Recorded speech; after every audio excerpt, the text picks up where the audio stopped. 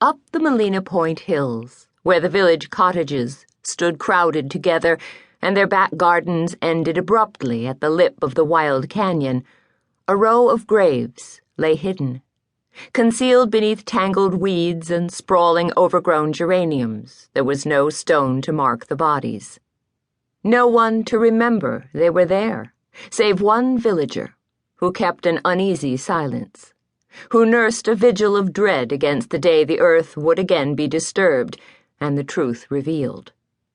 On winter evenings, the shadow of the tall, old house struck down across the graves like a long black arrow, and from the canyon below, errant winds sang to the small, dead children.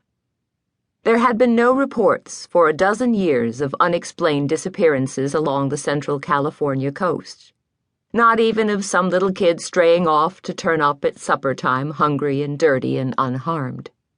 Nor did the 3 cats who hunted these gardens know what lay beneath their hurrying paws. Though as they trotted down into the canyon to slaughter wood rats, leaping across the tangled flower beds, sometimes tabby Dulcie would pause to look around her, puzzled, her skin rippling with an icy chill. And once the tortoiseshell kit stopped stone still as she crossed the neglected flower bed, her yellow eyes growing huge. She muttered about a shadow swiftly vanishing, a child with flaxen hair. But this kit was given to fancies. Joe Gray had glanced at her, annoyed. The gray Tom was quite aware that female cats were full of wild notions, particularly the tattercoat Kit and her flights of fancy. For many years, the graves had remained hidden, the bodies abandoned and alone, and thus they waited undiscovered on this chill February night.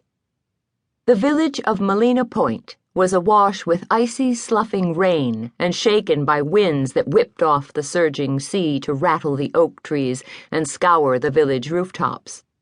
But beneath the heavy oaks and the solid shingles and thick clay tiles, within scattered cottages, sitting rooms were warm. Lamps glowed and hearth fires burned, and all was safe and right. But many cottages stood dark, for despite the storm, it seemed half the village had ventured out to crowd into Molena Point Little Theater for the week-long Patty Rose film.